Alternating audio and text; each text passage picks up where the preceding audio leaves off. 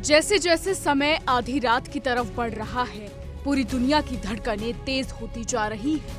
वजह कोई मामूली नहीं है। आज वही रात है जब दुनिया की आखिरी बड़ी परमाणु हथियार नियंत्रण संधि न्यू स्टार्ट अपनी कानूनी समय सीमा पूरी कर रही है। अगर ये संधि खत्म हो जाती है तो अमेरिका और रूस यानी दुनिया की दो सबसे बड़ी परमाणु ताकतें पहली बार बिना किसी लिखित लगाम के आमने सामने होंगी। वो कहावत है ना, जब हाथी लड़ते हैं तो घास पिसती है, और इस लड़ाई में घास पूरी दुनिया है। यही वजह है कि आधी दुनिया आज खौफ के साए में है। बता दें, न्यू स्टार्ट संधि कोई नई कहानी नहीं है।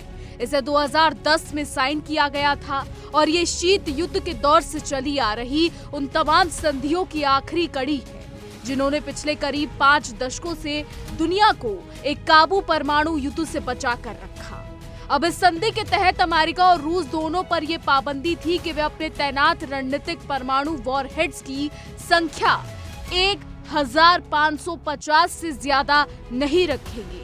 सीधे शब्दों में कहें तो ये संधि दो सबसे खतरनाक हथियारों से लैस देशों के बीच एक ऐसी रस्सी थी जिसने दोनों को खाई में गिरने से रोके रखा। लेकिन अब हालात ऐसे बन रहे थे कि ये रस्सी टूटने वाली थी।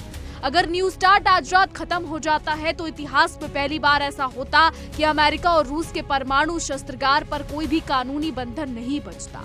विशेषज्ञों की माने तो इसके बाद शक, अविश्वास और गलतफहमियों का एक ऐसा जैल फैल सकता था कि दुनिया एक बार फिर खतरनाक हथियारों की होड़ में कूद पड़ती, यानी आग में घी डालने जैसा। इसी बीच जब सबको लग रहा था कि अब तो बात हाथ से निकल जाएगी, तभी अबू धाबी की धरती से एक उम्मीद की किरण नजर आई। संयुक्त अरब अमीरात में रूस और यूक्रेन के बीच शांति समझौते को लेकर बातचीत चल रही है। पिछले 24 घंटों से मैराथन बैठकों का दौर जारी है। इन्हीं बैठकों के दौरान अमेरिका और रूस ने न्यू स्टार्ट संधि पर भी बातचीत की। मीडिया रिपोर्ट्स के मुताबिक संकेत मिल रहे हैं कि दोनों महाशक्तियां इस संधि को पूरी तरह खत्म होने से बचाने के लिए एक अंतरिम यानी अस्थायी डील के करीब पहुंच गई है। तो कह सकते हैं कि डूबते को तिनके का सहारा मिल गया है। मीडिया रिपोर्ट्स के अनुसार जिस प्रस्ताव पर चर्चा चल रही है उसमें दोनों देश अगले 6 महीने तक न्यू स्टार्ट संधि की सीमाओं को स्वेच्छा से मानने पर राजी हो सकते हैं। यानी कागज पर संधि भले ही खत्म हो जाए, लेकिन व्यवहार में अमेरिका और रूस खुद पर वही पुरानी पाबंदियां लागू रखें। हालांकि ये समझौता स्थायी नहीं होगा। अमेरिकी कानून के मुताबिक किसी भी औपचारिक विस्तार के लिए सीनेट की मंजूरी जरूरी है और मौजूदा हालात में ऐसा होना आसान नहीं है। इसलिए एक अनौपचारिक और अस्थायी फैसला ही माना जा रहा है, ऐसा फैसला जो पूरी तरह भरोसे पर टिका होगा। लेकिन इस रास्ते में सबसे बड़ी अड़चन वेरिफिकेशन यानी जांच प्रक्रिया को लेकर है। न्यू स्टार्ट संधि के तहत अमेरिका और रूस को एक दूसरे के परमाणु ठिकानों की जांच करने का अधिकार था। ऑन साइट इंस्पेक्शन के जरिए ये सुनिश्चित किया जाता था कि कोई भी पक्ष तय सीमाओं से आगे ना बढ़े। अब अगर ये नई व्यवस्था अनौपचारिक रहती है तो संभव है कि ऐसी जांच की सुविधा ना हो। ऐसे में ये समझौता और भी नाजुक हो जाता है, क्योंकि बिना जांच के भरोसा निभाना आसान नहीं होता। जैसा कि कहते हैं कि आंखों देखी पर ही यकीन होता है। तो कुल मिलाकर दुनिया इस वक्त एक बेहद नाजुक मोड़ पर खड़ी है। एक तरफ न्यू स्टार्ट के खत्म होने का डर, दूसरी तरफ अबू धाबी से उठती कूटनीतिक उम्मीद।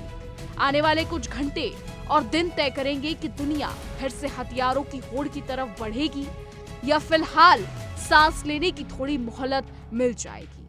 अभी इतना ही कहा जा सकता है कि बाजी बहुत ऊंची है, दांव बड़े हैं और एक छोटी सी चूक भी भारी पड़ सकती है। रूस यूक्रेन युद्ध को लेकर पहले से ही घिरा हुआ है। रूस पर पहले से ही कई तरीके के इल्जाम लग रहे हैं। अबू धाबी में रूस, यूक्रेन और अमेरिका के प्रतिनिधि लगातार बातचीत कर रहे हैं। बातचीत हो रही है रूस यूक्रेन युद्ध रोकने को लेकर।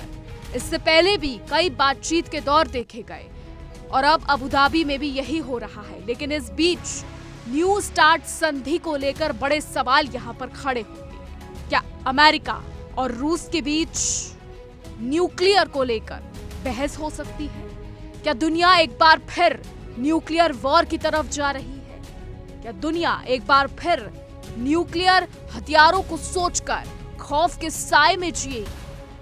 क्या एक बार फिर से कोल्ड वॉर यानी शीत युद्ध का दौर शुरू होने वाला है?